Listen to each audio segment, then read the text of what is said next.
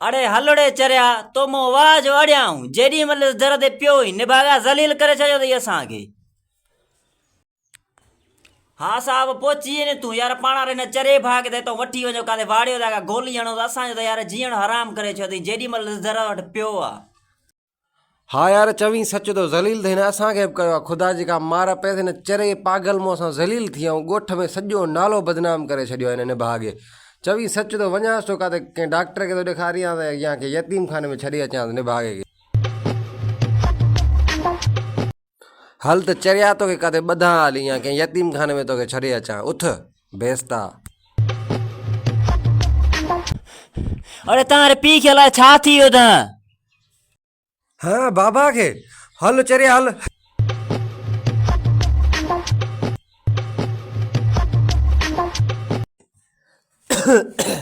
बाबा खेर त आहे छा थियो आहे अचानक तव्हांखे छा थियो पहिरियां त सही लॻा पिया हो सुबुह। पुट मूंखे लॻे ईअं थो त मां कोन बचंदुसि। मुंहिंजी ख़्वाहिश इहा आहे जेका बि ज़मीन आहे तव्हां ॿिन्हिनि भाइरनि खे विरहाए ॾियां। मुंहिंजा पुट मूंखे बीमारी अहिड़ी लॻी वई आहे मुंहिंजी दिलि चवे थी त मरण खां अॻु में मां तव्हां ॿिन्हिनि भाइरनि खे ज़मीन जेकी आहे विरहाए ॾियां। पुट ईअं न थिए जे मुंहिंजे मरण खां पोइ वरी तव्हां ज़मीन जे टुकड़े ते पाण में विढ़ो। बाबा लॻे तो वक़्त जे हिसाब सां तव्हां बाक़ाइदे पोढ़ा बि थी विया ऐं चरिया बि थी विया हलिया शायदि तव्हांजो दिमाग़ कमु नथो करे। हिन चरे खे मां कानो हिकिड़ो हिसो बि कोन ॾींदुसि हिकिड़ो टुकड़ो छा हिकिड़ी विख बि कोन ॾींदोमांसि। हीअ सॼी ज़मीन मुंहिंजी आहे मिल्कियत मुंहिंजी आहे जेके प्लाट वग़ैरह आहिनि सभु हुननि जो हक़दारु आहे। हिन चरे खे ॾे छा ॾियां दुनियादारी हिन जी का ख़बर ई कान्हे।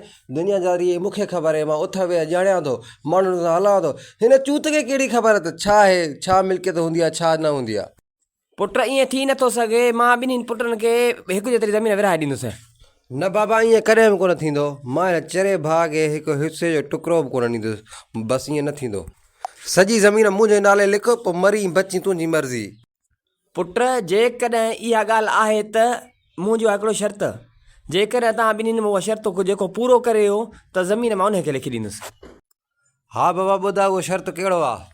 पुट उहो शर्त आहे तव्हां ॿिन्हिनि मां जेको जन्नत जी मिटी खणी आयो नी ज़मीन सॼी उनखे लिखी ॾींदुसि मां।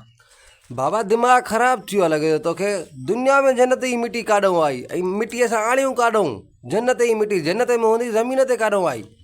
बाबा मां जन्नत जी मिटी खणी ईंदुसि। हाँ हीउ चरियो जन्नत जी मिटी काॾों आणींदो?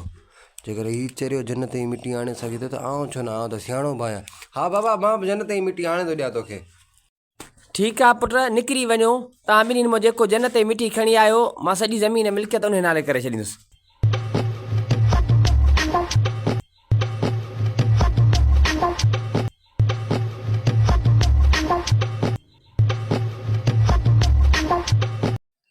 ॻोल्हे ॻोल्हे थकिजी पियो जन्नत जी मिटी त लभे ई कान थी।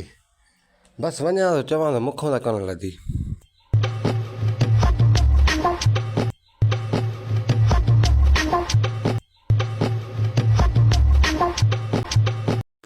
वठि बाबा इहा जन्नत जी मिटी मां खणी आयो आहियां। हाँ हीउ चरियो जन्नत जी मिटी काॾों खणी आयो आहे?